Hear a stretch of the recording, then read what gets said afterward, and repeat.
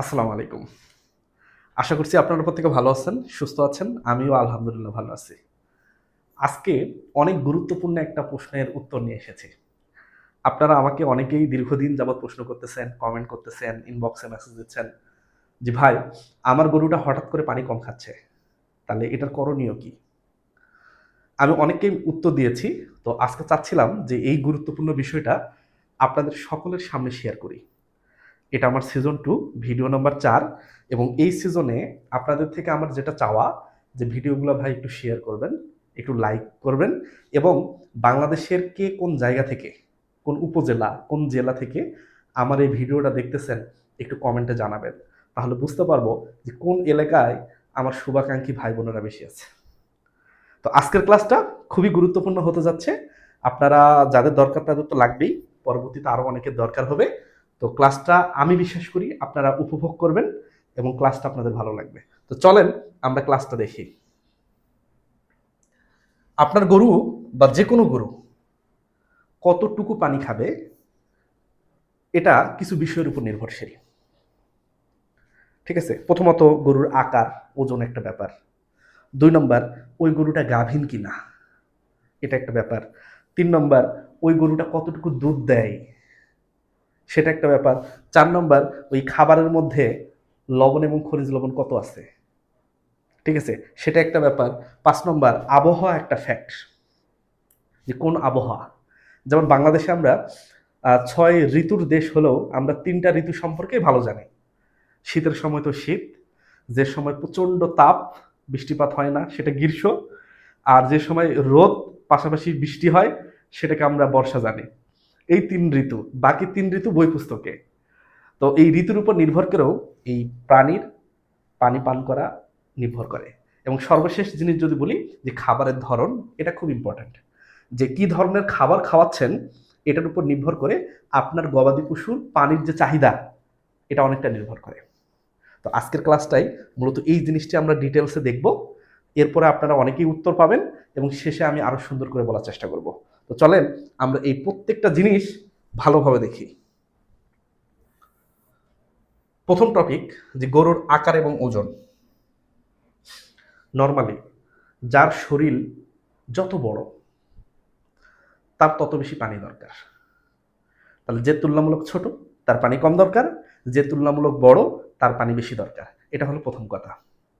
ধরেন একজন ৫ fit আরেকজনও ৫ fit. তো এ যে ৫ ফিট এর ওজন ধরবেন ৩০০ কেজি, আর বি যে ৫ ফিট এর ওজন হলো ৬০০ কেজি। তাহলে যার ওজন ৬০০ কেজি সে পানি তুলনামূলক বেশি খাবে, যার ওজন ৩০০ কেজি সে কিন্তু পানি তুলনামূলক কম খাবে। তাহলে প্রথম কথা, আকার বড় হলে পানি বেশি, আকার কম পানি কম। ওজন যদি বেশি হয় পানি বেশি দরকার, ওজন যদি তুলনামূলক কম হয় সেক্ষেত্রে তুলনামূলক পানি কম দরকার। তাহলে এটা হলো আমাদের প্রথম জিনিস।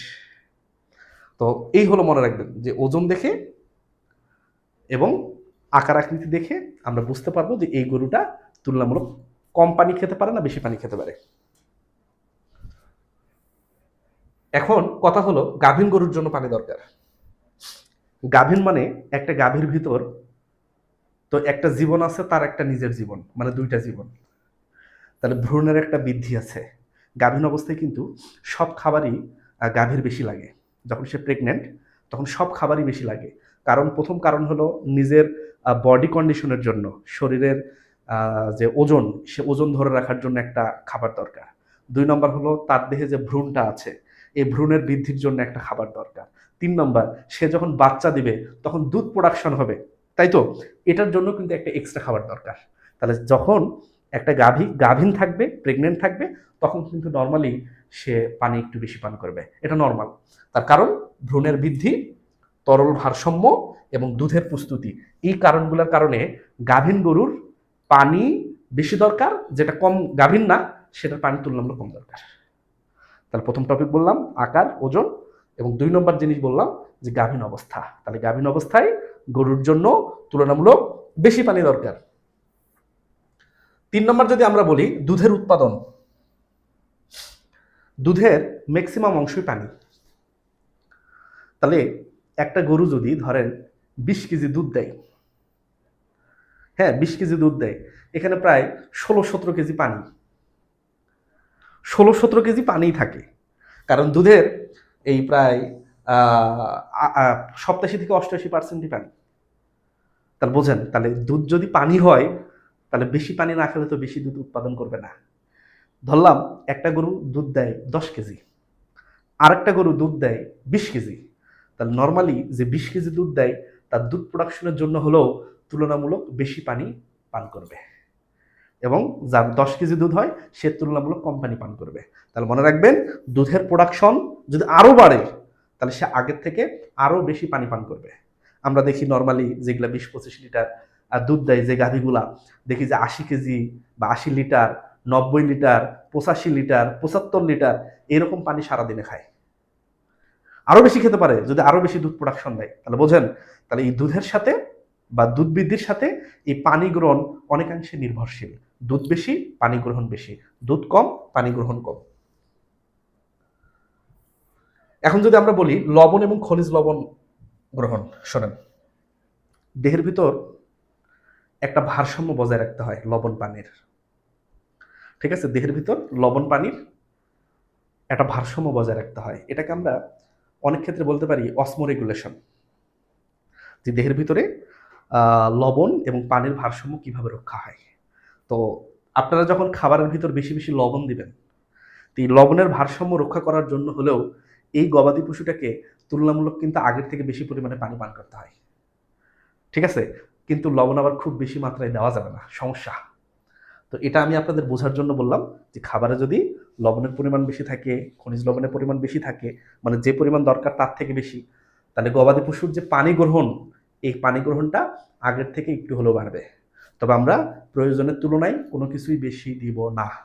বেশি দেওয়া মানে ওয়েস্ট, ক্ষতির কারণ। ওকে, আপনার পেট ভরা, এখন যদি আপনার মুখে যদি বলা হয় যে একটা খাসির ঠ্যাং খান, আপনি খেতে পারবেন? খুব কষ্ট হবে আপনার কাছে। ঠিক আছে, তো খাওয়ার দরকার নাই। তো একটা নির্দিষ্ট সীমার বাহিরে আমরা কিছুই দিব না, সেটা লবণও দিব না, খনিজ লবণও দিব না। তবে জাস্ট বোঝানোর খাতিরে আমি আপনাদের বললাম যে লবণ যদি খাবারের তুলনামূলক বেশি থাকে, সেক্ষেত্রে গবাদি পশুর পানি গ্রহণটা আগের থেকে বেড়ে যাবে, অনেকাংশে বেড়ে যাবে। এখন আবহাওয়া এবং তাপমাত্রা, এটা খুবই ইম্পর্টেন্ট। আমরা যদি এরকম ছেড়ে দিয়ে গরু পালতে পারি তাহলে তো মাশাআল্লাহ খুবই ভালো। এরকম যদি ছেড়ে দিয়ে কেউ গরু পালতে পারে তাহলে এরকম সব সময় পানি দিতে হবে, এবং এই পানিগুলো কিন্তু অত বেশি পরিষ্কার না। দেখেন এই যে উপরে কিন্তু খড় টড় ভাসতেছে, হয়তো পরিষ্কার ভালো মতো করেনি। এই জিনিসটা প্রতিদিন পরিষ্কার করতে হবে, প্রতিদিন একবার পরিষ্কার করতে হবে, এবং সুন্দর করে সবসময় পানি এখানে দিতে হবে। যদি এর ভিতরে ওরা ময়লা ফেলায়, মাটি ফেলায়, তাহলে সাথে সাথে পানিটা চেঞ্জ করে দিতে হবে। তাহলে যদি মনে রাখবেন যে বর্ষার সময় খুব বৃষ্টি, ঠিক আছে, খুবই বৃষ্টি, তাহলে ওই সময় কিন্তু তুলনামূলকভাবে পানি একটু কম খেতে পারে। বা খুবই প্রচণ্ড ঠান্ডা, এই সময় কিন্তু তুলনামূলক একটু পানি কম খেতে পারে। কিন্তু যখন দেখবেন সব দিকে গরম, বৃষ্টিপাত কিচ্ছু নাই, এই সময় কিন্তু দেখবেন যে পানি গ্রহণটা অনেকাংশে বেড়ে গেছে, অনেকাংশে বেড়ে গেছে। তাহলে তার আরেকটা কারণ আছে, আরেকটা কারণ আমি মানুষের দিয়ে একটা উদাহরণ আপনাদের দিই। আমাদের শরীরের নর্মাল যে তাপমাত্রা 98.6 ডিগ্রি ফারেনহাইট, অথবা 37 ডিগ্রি সেলসিয়াস, শীত হোক গরম হোক, আমাদের বডি কিন্তু সবসময় চেষ্টা করে এই নির্দিষ্ট তাপমাত্রাটা ধরে রাখার। এই জন্যই আমরা সহ গরু, ছাগল, ভেড়া, উট, মহিষ, আমরা হলাম এন্ডোথার্মিক। মানে পরিবেশের তাপমাত্রা যাই হোক, আমাদের শরীরের তাপমাত্রা একই থাকবে। ঠিক আছে, যদি এটা কম বেশি হয় তাহলে আমরা অসুস্থ। তাহলে এই তাপমাত্রাটা ধরে রাখার জন্য হলেও, হ্যাঁ, একটা শক্তি দরকার, একটা পানির কিন্তু ব্যয় হয়। যেমন আমাদের যখন এই যে শ্বাস প্রশ্বাস চলে মানুষের ক্ষেত্রেই, তখন দিনে 400 থেকে 600 মিলি পানি, বাংলা কথায় 1/2 কেজির মতো পানি দেহ থেকে বের হয়ে যায়। তো এরাও যখন গরমের সময়, এদের দেহ থেকে পানি যে বের হওয়ার প্রবণতা এটা বেশি। যেহেতু বেশি পরিমাণ পানি দেহ থেকে বের হয়ে যাচ্ছে, তাপমাত্রাটা স্বাভাবিক থাকতেছে, এই কারণে গরমের সময় তুলনামূলকভাবে গবাদি পশুর পানি বেশি দরকার। শীতের সময় এই জিনিসটা যেহেতু ওইভাবে দরকার নাই, সেহেতু তুলনামূলক এদের পানি হলো তুলনামূলক কম লাগে। তা আশা করছি আপনারা বুঝছেন। তাহলে আবহাওয়ার উপর নির্ভর করে একটা গবাদি পশুর পানি কম গ্রহণ বা বেশি গ্রহণ, এই জিনিসটা কিন্তু নির্ভর করে। এখন যদি আমরা বলি পানি শূন্যতা, যদি ডিহাইড্রেশন হয় কোনো কারণে, যে পানি শূন্যতা হয়েছে, সেক্ষেত্রে পানি বেশি খাবে, এটা স্বাভাবিক। যে চোখ কিছুটা কঠোরে বসে গেছে, অস্বাভাবিক দুর্বলতা, তারপর হলো ত্বকের স্থিতিস্থাপকতা কমে গেছে, প্রস্রাবের পরিমাণ কমে গেছে, পানির রঙের পরিবর্তন হয়ে গেছে, মানে প্রস্রাবের যে পানি সেটা পরিবর্তন হয়ে গেছে। তো এই জিনিসগুলা হলে আমরা নর্মালি ভাবি ডিহাইড্রেশন আছে, তার দেহের ভিতরে পানি শূন্যতা আছে। তো যদি পানি শূন্যতা থাকে তাহলে পানি বেশি খাবে, এটা স্বাভাবিক। আর যদি পানি শূন্যতা না থাকে সেক্ষেত্রে সে স্বাভাবিকভাবে পানি খাবে। ওকে, তাহলে এটা গেল ডিহাইড্রেশন বা পানি শূন্যতা। এটা খুবই ইম্পর্টেন্ট যে কি ধরনের খাবার দিচ্ছেন। যেমন একটা গরুকে আমরা যখন পানি দেই, সে তো পানি খায়, আমরা সরাসরি পানি দিলাম, সে পানি খেলো। কিন্তু আমরা যদি তাকে সরাসরি পানি নাও দেই, শুধু যদি কাঁচা ঘাস দেই, এই ঘাস থেকেও কিন্তু সে একটা নির্দিষ্ট পরিমাণ পানি পাবে। যেমন আমরা যখন তরমুজ খাই, তরমুজ খেলে কিন্তু আমরা অনেকটা পানি পাই, তাই না? তো তেমনি এই ঘাসের ক্ষেত্রেও কিন্তু এই গবাদি পশু কিন্তু সেখান থেকে একটা এক্সট্রা পানি পায়। যেমন আমি যদি আপনাদের একটু বুঝাই, যেমন ধরেন 30 কেজি ঘাস খাওয়ালেন, 30 কেজি ঘাস, তাহলে 1 কেজি ঘাসে, মানে প্রতি কেজি ঘাসে ধরেন পানি থাকে অনেক, পানি থাকে অনেক। যদি 100 কেজি ঘাস হয়, 70 থেকে 80 কেজি থাকে পানি। তাহলে 30 কেজি যদি ঘাস হয়, 3 × 7 = 21, তাহলে 21 থেকে 3 × 8 = 24, 24 কেজি থাকে পানি। তাহলে দেখেন, আপনি দিলেন ঘাস হলো কত কেজি? 30 কেজি। সেখান থেকে সে পানি পেল ঘাসের পাশাপাশি 21 থেকে 24 কেজি। তাহলে আপনি যখন তাকে পর্যাপ্ত পরিমাণে কাঁচা ঘাস বা পর্যাপ্ত পরিমাণে ভুট্টা, এই জিনিসগুলো যখন খাওয়াবেন, সে তুলনামূলকভাবে কম পানি খাবে, সেটা স্বাভাবিক। আর ম্যাক্সিমামের ক্ষেত্রে এটাই হচ্ছে, যে আপনারা যখন তাকে কচি ঘাস বা ভেজা ঘাস, এই ঘাসগুলা যখন গবাদি পশুকে দিচ্ছেন, তারা যখন পর্যাপ্ত পরিমাণে খাচ্ছে, তো সেখান থেকে তো তারা একটা এক্সট্রা পানি পাচ্ছেই। তো এই কারণে দেখবেন অনেক ক্ষেত্রে তাদের পানি গ্রহণটা আগের থেকে কমে গেছে। কিন্তু আপনারা যদি শুধু দানাদার অথবা তাকে যদি শুধু খড় খাওয়ান, দেখবেন পানিটা আগের থেকে বেশি খাচ্ছে। বা দানাদার এবং সাইলেজ খাওয়ান, পানিটা বেশি খাচ্ছে। কিন্তু যখন দেখবেন দানাদার আর ঘাস খাওয়াচ্ছেন, তখন দেখবেন পানি সে কম খাচ্ছে। তার কারণ হলো ঘাস এমনিতে রসালো এবং ঘাসের ভিতর এক্সট্রা পানি আছে। ঘাসের থেকে কম পানি আছে সাইলেজে, সাইলেজের থেকে কম পানি আছে খড়ে। তাহলে খড় খেলে সব থেকে বেশি সে পানি খাবে, তার তুলনায় সাইলেজে কম পানি খাবে, তার তুলনায় ঘাসে কম পানি খাবে। এটাই বাস্তবতা। এই জিনিসটি আমরা নর্মালি দেখতে পাই এবং এটাই আপনাদের গবাদি পশুর সাথে হয়। ঠিক আছে, টেনশনের কিছু নাই। এবং আপনাদের আরেকটা জিনিস আমি এখান থেকে দেখাই, হঠাৎ যখন পানি কম খায়, তখন আপনারা এই বিষয়গুলো একটু লক্ষ্য রাখবেন। প্রথমে দেখবেন যে সত্যি কি পানি কম খাচ্ছে কিনা, এটা হলো প্রথম দেখবেন। 2 নম্বর দেখবেন যে যে পানিটা আপনারা দিছেন সেটা কি পরিষ্কার, গন্ধ আছে নাকি। যদি পরিষ্কার না থাকে, গন্ধ থাকে, তাহলে ওই পানি কম খাবে, এটা স্বাভাবিক। শুধু জীবন বাঁচানোর জন্য হয়তো খাবে, অনেক ক্ষেত্রে দেখবেন খাচ্ছেই না। 3 নম্বর, খাবারের কোনো আপনারা হঠাৎ কোনো পরিবর্তন করেছেন কিনা। 4র্থ নম্বর, আবহাওয়া বা তাপমাত্রার পরিবর্তন, যেটা আমি আপনাদের দীর্ঘক্ষণ বুঝালাম। 5 নম্বর, লবণের পরিমাণ কেমন। 6 নম্বর, গরুর স্বাভাবিক যে অন্যান্য খাবার, সেগুলা কি আগের মতোই খাচ্ছে, না আগের থেকে কম খাচ্ছে, নাকি অন্য খাবার ঠিক আছে, শুধু পানিই কম খাচ্ছে, এটাও একটা দেখার ব্যাপার। 7 নম্বর, যদি গাভী হয় সেক্ষেত্রে দেখবেন দুধের প্রোডাকশন কমে গেছে না স্বাভাবিক আছে, এটা একটু দেখবেন। এবং লাস্ট, অন্য কোনো অসুস্থতার লক্ষণ আছে কিনা। যদি অন্য কোনো অসুস্থতার লক্ষণ থাকে, সেক্ষেত্রে কিছু অসুখ হলে পানি কম খাবে, এটা স্বাভাবিক।